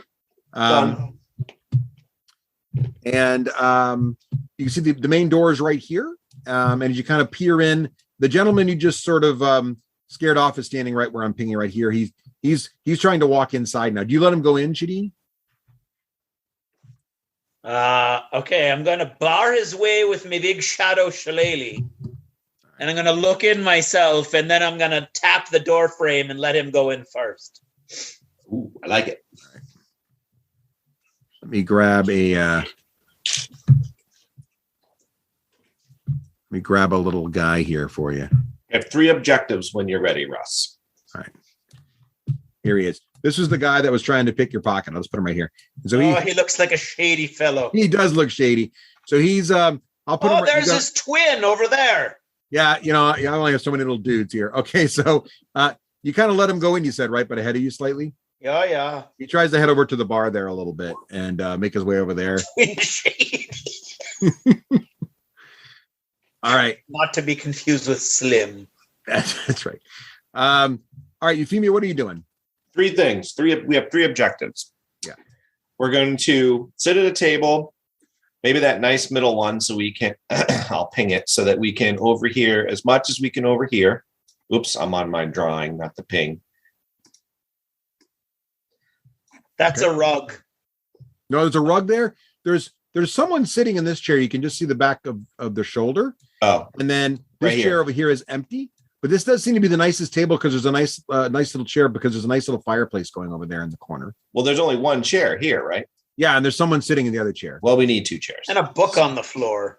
Let's go right here. A book on the floor. Yeah. Right there. Okay. Okay. You can move yourself there. All right. And then the objective is to overhear as much town gossip as there is to overhear. The second one is to, when we have the bartender comes or whoever comes serves us, I'll have an exchange that we do with our pickpocket. There's 4 things. The third thing is to see if there's any historical texts, any books. I'll ask the waiter about that for Pyric. And the 4th thing is I'm going to look for things to pickpocket. Oh, okay, great. All right. And the 5th thing would be blueberry crumble, which is how you distracted me in the first place. That's good fair. point. I feel like you have to give up a point of inspiration for not mentioning crumble number 1 near Euphemia. All right. So I'm sort of waiting for the waiter to come. Let's start with the first thing. So yeah, the bartender will walk over and evening, ma'am, gent. You guys new to town here? Yes, we're just visiting. What's he look like? What kind of bartender do we have here, Mr. Wakelin? He looks just like this little dude. He's balding. He's got his little apron on, and he's just kind of eyeing you up and down, and kind of looks like he just is looking to get your order. He doesn't look too concerned about your being strangers in town, but he's just sort of more surprised than concerned, kind of to see you here. If you pick my pocket, I'm going to break your hand. He says, "Oh, did you?" Because you must be new here. You didn't catch the signs, and he points to one of the signs, and it says "Watch your wares" on the wall there. Yes, I'm watching my wares, and I'm watching you as well. My friend, my good friend, being of the type that as you can tell, his specialty is gladiatorial combat.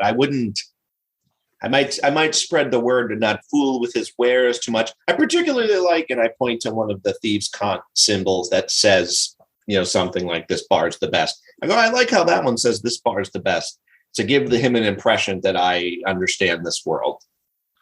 And he says, "Oh well, we are the best bar. We're the only bar with a bard for miles." And he gestures over to this chair with the guy who's, you can just see the shoulder of the person in the chair there. That's the local bard, is it?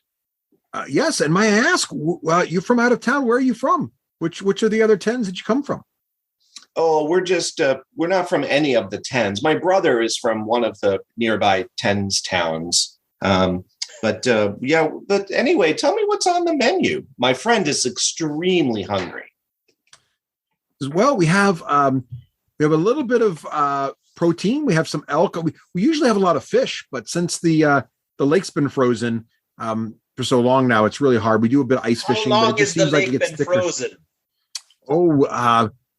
2 seasons now. It seems like forever. We can't. There just hasn't been a spring, a summer, or a fall. It's just perpetual winter now. It feels like. But we do have some elk. We do have some seal, and we do a bit of ice fishing. It's getting harder, but I do have a little bit of fish as well. So what can I? And a good stew with a little bit of everything there. What do you have in the dessert category? Well, it's really not a great choice. With a little bit of pie, mostly just very sweet pie, mostly pastry. I don't have a little bit of flour, but it's running low now too. So the desserts are a little more expensive. Yeah. What are the pastries that you have? I have sort of a very sweet roll. It's really all I've got right now. Perfect. I'm looking daggers at Euphemia. I go like this. I was promised blueberry cobbler. Janine, I've never really known. What is your favorite drink?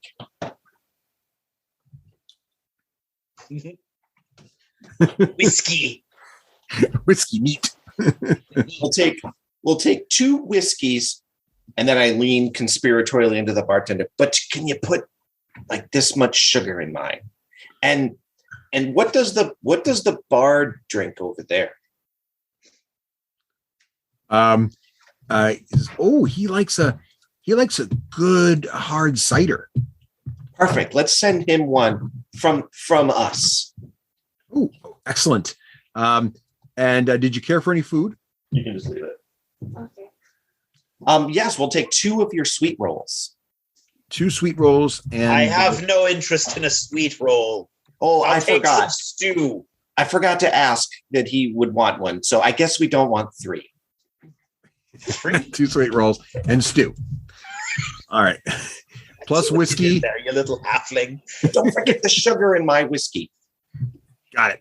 All right. He heads back over to the bar to fix those things. I've got plenty of coin, by the way. All right. Oh, good. I was hoping you did, because I think Pyric has all my money. I meant Ulrich. Excellent. Okay. He returns, doesn't take very long. As you're sitting there waiting for him to return, You can see around the bar a few things you're observing. There are a few other people just hanging about, not many. It's starting to become, like I said, early evening now. So the bar's got a few patrons in it. You don't get the feeling, though, that there's ever a lot of patrons here, just because the town, again, isn't sort of a shadow of its former self. There is a big harp over here in where it looks like some kind of performing area. But you also notice there's this little table here and some stools that aren't on the map. And then a whole bunch of candles arranged in a circle currently around those stools. And then over here, you get the bartender and then just a few other folks milling about. After you're done observing for a bit, the bartender returns. He actually heads over with just drinks, and he brings something he goes over to the bard, and you hear him whispering to the bard and then handing him or her or whoever a drink. And then he heads over to you guys, brings you your drinks as well, and then says, I hope you like them. Extra sugar in your whiskey, young miss, and I will be right back then with your food momentarily. And he heads back towards the bar. He seems like a very nice and personable, surprisingly personable for such a rough land sort of tavern keep. Yeah, they're just misunderstood. Yeah, sure. What's the bard's reaction upon receiving? Like, I'm hoping to catch the bard's eye. The bard actually peers around the corner, and you realize that it looks like a strong heart halfling peers around the corner, and he has his little drink, and he starts to wander over to you as he spies you there, and he says, "Good morrow, new friends. Thank you so much for this lovely, lovely beverage." Oh, thanks so much for joining us. This is my friend Tabulik, and I am Pappy. I know it's a crazy name, but my father always wanted a son. And I kicked the chair open so he comes and sits down. Well, it's nice to meet you. I am the bard, the well-renowned Ronaldo. And he sits down at the table next to you both in a broad gesture. So Pappy and what was it again? I'm sorry. Valdrick. Tabulilik. What? Sorry? Tabulilik. Tabulik. Oh, Tabulik. Tabulik or Tabulilik? It seems like you're pronouncing it differently. Is that an accent? He has a hard time rolling his L's. Tabulik. Tabulik. Excellent. Well, that is most interesting pronunciation there. And where are you both from? That I'm not sure I recognize that dialect. Well, speaking of that, do you like sweet rolls? Because I have some coming over. I do like sweet rolls as much as the next. I'm so glad. We got the cinnamon kind. I did ask for Hinterberry blueberry pie. You know about Hinterberry blueberry pie, but they didn't have any, sadly. Well, and I did just have a major meal, but it's already time for second dinner. So I am very excited, and thank you so much for offering. Oh, fantastic. What's of the newest news that you may have heard recently? Well, you know, what's funny you mentioned, I was just getting ready to sort of learn some of the newest news. Myself, right here from the White Lady herself. The White Lady is here? Yes. Well, that's my skill as a bard. You see, some bards, they are wise in the ways of poetry. Other bards, they are profound in the ways of song and singing. Still others play amazing musical instruments like that lovely harp up there. But I am the most unique bard of all, for I connect to the spirit world and allow them to speak through me. Oh, I look at Shadeen like, Oh, we might need to know more about that later. I wish my other good friend was here. He's just in the neighboring building, a couple buildings over. But what's with the candles? Are you here with? How many are here with you? Oh, there's just, a handful or so, but some are over helping with the pyre. I understand there's going to be a fire later tonight. Oh, yes. Not the usual sacrifice. Today is, in fact, the Red Wizard. Sad story there. What happened? What's the story? Well, you should probably talk to the captain. She'll be there tonight. It's not for me to say, really. I don't like to talk out of school. I understand. My friend is a gladiator of great renown. Perhaps you can write a story about him or a song. Are you? About him You know, day. I've always felt that like gladiators are the bards of combat. Do you feel the same? I couldn't agree more. Indeed. I It's just like one to think performer of to another. myself as singing with my body. How is he doing on his grave? In a violent free-for-all that seeks the destruction of those who stand against me. How's the bard doing? And the music of the combat rises to the rafters of wherever I have graced with my presence. I didn't know my large friend couldn't hold his whiskey. We got a bartender. I think you don't know of which you speak. Bartender, where's that stew? And bring some bread. The bartender kind of hustles over. He looks like he just got some of the food together. He comes running over. I would take another whiskey, barkeep.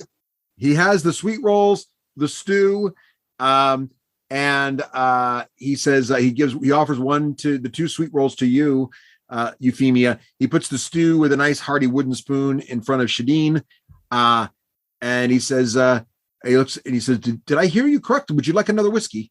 I would, and I grab one of the sweet rolls and I dip it in the stew and I eat it. so now we're down to one sweet roll, and Shadeen just basically easily with his dragonborn mouth easily just pops it in there. No problem. I didn't anticipate these. I didn't think I'd be fending off my fellow. This is fantastic, Greg. I did not anticipate this. Okay, I push the other. I'm just playing the dice how they roll there. I push the other sweet roll that I look longingly at over to my stout friend, and I ask the waiter for two more. Two more sweet rolls and another whiskey. And I see, Ronaldo, you finished your hard cider. Would you care for another? And another for Ronaldo, please. Excellent. And the bartender heads back over there to restock. Ronaldo. Is to say Ronaldo. Ronaldo. And how? And I do agree. My name does roll off the tongue. How do you say Tabaliko in your native language? Tabaliko. I look at the halfling. Tabaliko. He means tabulik. Tabulik.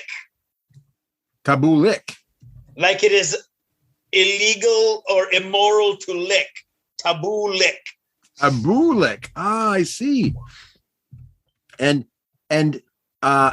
Pappy, is that like your nickname, or is that your born name? You're given. That's my born name.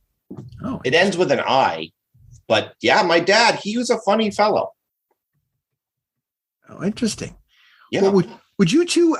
It's almost time for my evening séance, and it's really nice to do it with some new folk that I've never met. Séance? Would you two care to join me as I commune with the White Lady and learn what she can offer this evening? That would be fantastic. As a matter of fact, can we look for two of our friends? Can we ask you to look for them? We can ask her anything. She often answers. Sometimes it's a little mysterious, but I always learn something very interesting. And many times we find things that people have lost for a long time. Fantastic. And then Russ, as we go or wherever he sets up, I'm going to try to keep my thieves' eye. I don't know if you want me to do investigation or perception to see if it's any kind of chicanery going on. All right. Well, the bartender comes back with the extra round of drinks and the extra food. Yummy. And Ronaldo says, "Okay, just give me a couple minutes to get everything finalized up here." And he heads up to the stage up here at the top of the map. I'm going to ping where he just went. He's up here. And remember that circle of candles that were around the stool? He set some other stools up there for other people to sit, for you two and maybe some other folks that want to join. You got those two windows behind him there, and he's just sort of getting the candles lit. And he's got to get things ready because got to be ready in a couple moments. You guys finish your meal and come on up when you're ready. Perfect. Is there anything worth pickpocketing on Ronaldo? Does he have anything poking out of his pockets or anything? Actually, his outfit is surprisingly secure. And you actually, as you look around, like very few people are even carrying pouches. Never mind anything that's pickpocketable. Clearly, these folks have lived in a town where pickpocketing is legal. You get the feeling, based on some of the cant that's written around too, it's like kind of a matter of pride. There's sort of two games going on continuously. One is constantly trying to pick people's pockets. The other one is catching the person before they pick your pocket. And the third one is carrying anything of value without anybody ever noticing that you're carrying anything of value that could be pickpocketed. That's neat. That's a fun game. Yeah, I'm keeping my eyes. I would consider myself a disgraced thief if I didn't catch somebody in the act. You know, that classic TV moment. Right. Yeah. You don't want to be a dragonborn gladiator, pickpocket to pick it exactly. Right there. Are there any bookshelves around? Hey, the dragonborn gladiator caught the pickpocket. That's fair. I mean, you're absolutely correct. Absolutely. And he got his item back. He did. Yeah, actually, yeah, that's true. Are there any bookshelves around? There are actually no. There's a stairs up, so there might be something upstairs, but there's surprisingly not a lot of light reading material here in this particular tavern. Okie doke. Yeah. So you get the bartender leaves with your second round of food, and you're making your way through that. And Ronaldo just pipes up, "Come on up when you're ready." Oh, let's go. Come on, Shadeen. So he waves you up here to. I'm assuming that this halfling can't drag me up. No. I have a -1 taking strength. an inordinate amount of amusement in watching her try. Are you helping her at all, or are you making it challenging? No. All right. So, Euphemia, you want to make a strength check to see if you can successfully get Shadeen up and over to the. Well, I'm not. Yes, I'm happy to, but I'm not. I'm doing that thing that like a kid would do when tugging on dad's arm. I'm just like, come on. Oh, okay. You're not actually right. And dad's doing that thing that dads do where they don't move. Right. Or maybe that was just my dad. Right. I'm not trying to actually move him. All right. So it's up to Shadeen. If Shadeen doesn't come, you're not coming. You're going to sit down here. Yeah, I think I'm just going to sit down here. But what if I lean in? What if we can find Ulrich and Cowlick? I think we already know where Ulrich and Cowlick are. You do? Oh, that universe must really talk to you. I settle back. And I'm sipping me second drink instead of knocking it down. Up to the séance we go. All right, so Euphemia goes up by herself. The séance you go. I'm going to watch the performance from over here. And Ronaldo says, "So, Pappy, is Tabulik coming up?" No, Tabulik is just going to watch from afar. Oh, I understand. Not everybody's I raise comfortable. the glass and I wink. Not everybody is séance, getting involved in the séance and connecting to the spirit realm can be a little intimidating, and not everybody really has the internal fortitude to handle it like us. I can only handle two voices in me head at a time. I agree, Ronaldo. So we need a couple more. He says, "Good sirs, anyone else care to join the séance?" And this one gentleman is like, "I'll try this out. It's always a lark to see what the white lady says." "Yeah, me too." And he comes up there also. And so you get three of you there. And so Ronaldo starts to sort of he starts to sort of sit there and start to concentrate. He says, "Okay, now really think with me here and start to concentrate and sort of let your spirit float. And let's think about the white lady, the original owner of this inn, and think about all the things you want to know and you want to learn, or anything she can share with us." And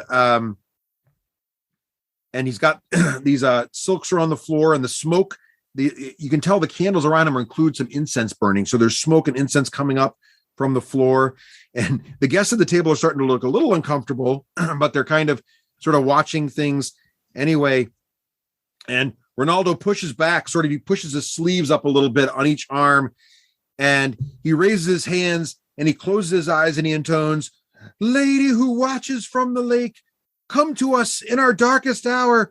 Tell us what you see." He just leans back, and there's this moment of silence. And there's this thick frost forming on the windows behind him on all the windows in the whole actually in the frost is forming, and the candles one by one start to go out all around you. And he says, "Okay, the lady is close.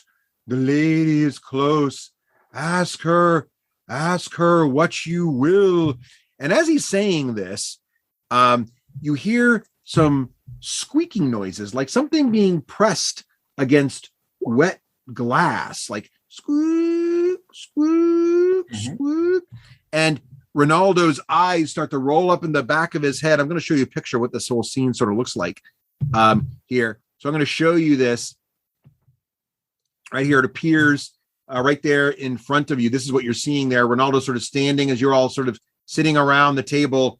And he says, what would you care to ask the white lady? And he sort of is just sort of sitting there with his eyes rolled back up. And the squeaking slowly stops on the window behind Ronaldo. And it says, Irascible Duarux.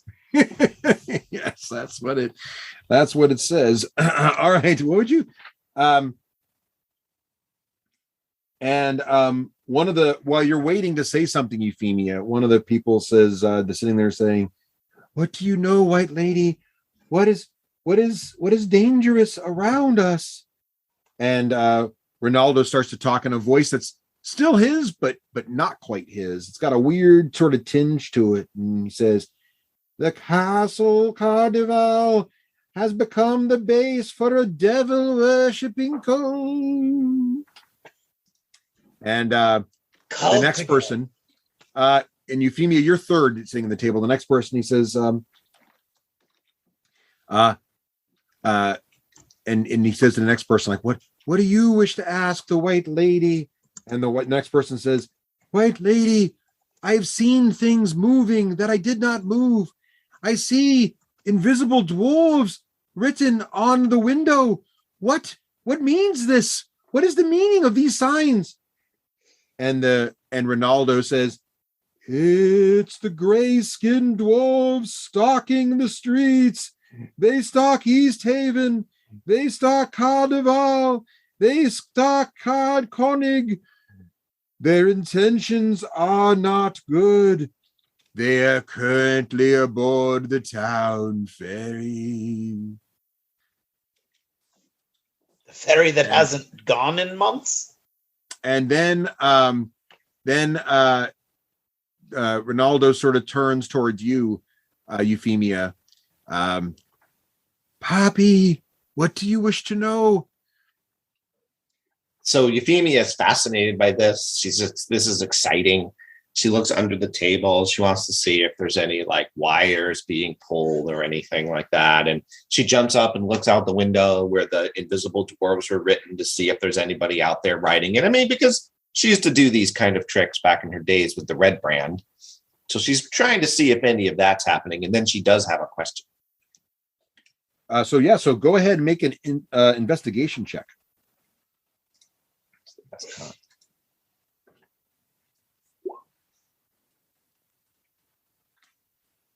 21 should be. Ooh, 21. And actually, this looks surprisingly legit. Like you can't see any wires. The writing on the window is on the inside. So whatever happened that caused the frost is actually, it's like it would kind of make sense actually from a physics point of view because it's warmer in the tavern than it is outside. So you would get some condensation on the windows anyway, although they did get more rapidly condensating when the seance held. That's not what that means, but basically more condensation built up rapidly when the seance started to begin. And the writing, the sort of the finger smudge is you could do that yourself in the pane above it because it's on the inside. So while that writing was occurring and you actually saw it happening, like there was nobody standing there doing that. Mm-hmm. So it looks for all the world like something supernatural is going on right now. Okay. So she's kind of trying to record all of this in her mind so she can tell Pirate all of it. And she says, well, I'm going to have two questions because I'm going to use one for my friend Shadeen. So the first question I have is, who is the best blacksmith in all of the 10 towns? Good question. She has to think about that for a moment as the dungeon master consults his reference material. So what is your second question? Yes, you can get back to me on that, Romaldo. That's fine. My second question is, what are all the magical influences occurring in this 10 town? Oh, that's awesome. Okay, well, hang on a second. So let me Please get to provide that in triplicate. Right. Just checking here. You asked some great questions here. I'll write them down. You can answer them, whatever. You don't need to put them on the spot. Oh, here we go. I got it here. Hang on a second. Blue, wait, no, green. Ah! No. I think Russ is going to take the time to say tune in next week to get the answer because we are at time. We're going to be standing at the bell in 4 minutes. That actually is really smart. But I will. So why don't we tune in next week and we'll do that. So the two questions that Euphemia is asking, which is a great spot to pause, actually. One is best blacksmith in all of the 10 towns. And what are all the magical influences in play around the 10 towns? In alphabetical order. In play around the 10 towns. All right. Excellent. All right. Good. That is a good place to pause. And meanwhile, so before we say goodnight, because we have about a couple moments left. So Euphemia is about to ask these two awesome questions, which is good timing because I want to give good answers. So I'll make sure I get good answers for you on that are both interestingly mysterious, but also informative and fun to work with. But also, Shadeen, are you doing anything while you're watching all this? Well, since I don't have the benefit of Euphemia's knowing that what insights Euphemia is looking for, I am going to, with a very jaundiced and suspicious eye, try to ascertain whether or not this is some sort of trick using my performance knowledge, because I am a performer, in case you hadn't known. Yeah, you can check the performance here. And you're not actually drunk, right? Why don't you make a Constitution saving throw? I did. Okay, good. It did not go well. Oh, so you are drunk. So you can make a performance check then with disadvantage, though, because you're actually drunk. What? A 10 is the lowest I got there with a +7. Yeah. So you feel like this is legit. Like this is not a fake. I mean, he's definitely hamming it up. You're not. You got a 10, right? Yes. So there's definitely a level of performance going on, but you also feel like it's real. He's just making it more fun to watch. Have I ever heard of a bard doing anything like this before? I think I'm thinking of song and dance and stories. Yeah, it's unusual. You've never heard of a bard who actually uses séance as a method of performance. That is definitely a new one for you. Yeah. Yeah. And to give you more direction as a GM, Russ, I asked it the way I asked it, so you do whatever you want with it, of course. But I was thinking more like with the ingots we have and the metallurgy magics, not like, oh, magic missile was fired off yesterday over here or something like that. In the way that Pirate can divine the arcane. Yeah. That kind of thing. Yeah. So way back cave too, right? Yeah. All right, cool. That's a good one, actually. That gives me time to really put that together in the right way. And then the best blacksmith, that's an easy one. And then you learned two things. You learned about the devil worshipping cult, and you learned about you mentioned the gray skinned dwarves in the ferry. Yeah, something their intentions are not good, but I don't remember where they're from or where they are, what they're doing. You learned they were in Easthaven, Car Duval and Car Koenig. And you also learned that she said they're hiding aboard the town ferry here in Easthaven. Oh, which is frozen, isn't it? It is. So somewhere out there on that lake is a frozen ship full of bad guys. And I'm also fine with unless this speeds things up way too much for you, Russ, to be like, these questions get answered, we say goodbye, and we make our way back to Pyric. What's your plan for next time? We'll see how far that gets. Yeah, my plan is to head back to. Yeah, my plan was to just see what we could see in here, get some food, get some knowledge, and go back to Pyric and Thralric. Back to Cart, right? All right. So if you wanted that to happen off screen, that's of course your. Well, we'll see who blips in and out for next time, and that'll help us decide what happens there. But it's good to know the plan because that'll let me be ready to go. Awesome. All right, everybody. Good session. Good improv. Given we lost some key players for this, and just for folks who don't know how the whole blipping thing works, it's a way that we can keep playing while real life intrudes. I don't know if we've ever actually said this on the air before. So if someone can't make it due to a last minute inconvenience, their character blips out and then returns. And actually, I record the exact location of their character on the map relative to other characters, and they'll always reappear in that same relative position. So that's interesting. The party doesn't actually know that part yet. They haven't figured that part out, but that's how the DM's doing it as well. Oh, so but we know I don't really control who's going to be with who next time. I don't even know who's going to be here because it is literally a die roll because it's based on the die roll of life, right? So if Dan can make it next week, Karluk will be here. If Dan can't, Karluk won't. Now, 4 is the minimum number of players, right? So if we get below 4, we'll definitely take a bye week. And then we also take weeks off for holidays or people have pre-planned stuff. So it's only like oh crap, something's come up in my life. It's a last minute cancellation. Can you blip my guy? That's how we're doing it. All right. Well, thanks everybody. We'll put a pin in this episode and we'll catch y'all next time on Roleplay 835. Good day.